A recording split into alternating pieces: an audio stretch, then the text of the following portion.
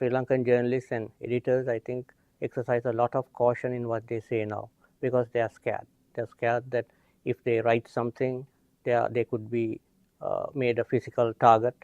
On the other hand, they're also scared that if they are not targeted, perhaps the institutions that they work for could be targeted.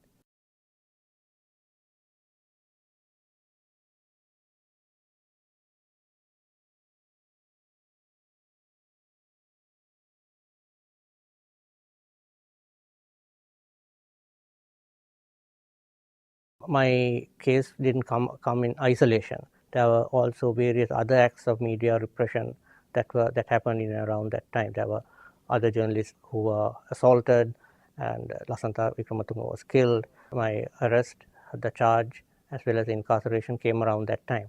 But I think, especially among the Tamil journalists, there was definitely a chilling effect that caused them to kind of pull back. There is fear, absolute physical fear of being physically assaulted, perhaps killed, or even and made to disappear. And in that regard, I would like to talk about Prageet Ekneligoda, who was abducted on the 24th of January this year, and nothing has been heard of him since then. He was a very fine journalist and a cartoonist, and he was very critical of government excesses and media and repression of the media. And as far as I know, no credible investigation has been launched on his disappearance by the Sri Lanka government. Highlighting the problems journalists in general have, which CPJ has been doing, is very helpful, because one of the things that advocacy does, and when it's done consistently and to a plan, is that it lets the world outside know that there is a guy like this who is behind bars. And it also, very importantly, it tells the authorities, the government authorities, the prison authorities, that someone's watching you.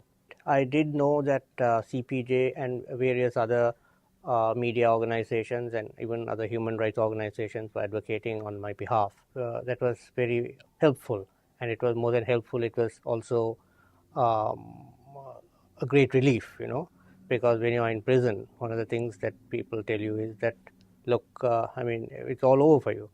And when you know that there are international organizations that are advocating on your behalf, and wherever, in whatever forum possible, it's very helpful, it's very encouraging, and it's a great relief, actually.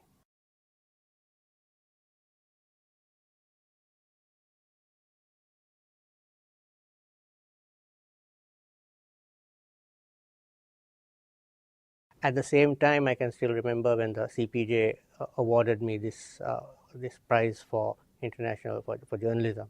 I was very, very happy. I mean, it's it's kind of surreal in that sense. Here you are confined. People are kind of look at you as a kind of a terrorist. They label your work as an act of terrorism. But then you realize that the world outside appreciates your work, thinks that you have done something that is worth an international award. And I think this was it was a recognition of my work, and also the fact that I stood for values that might be inconsistent with the values whereby the Sri Lanka government runs, but it was something that the world outside appreciated.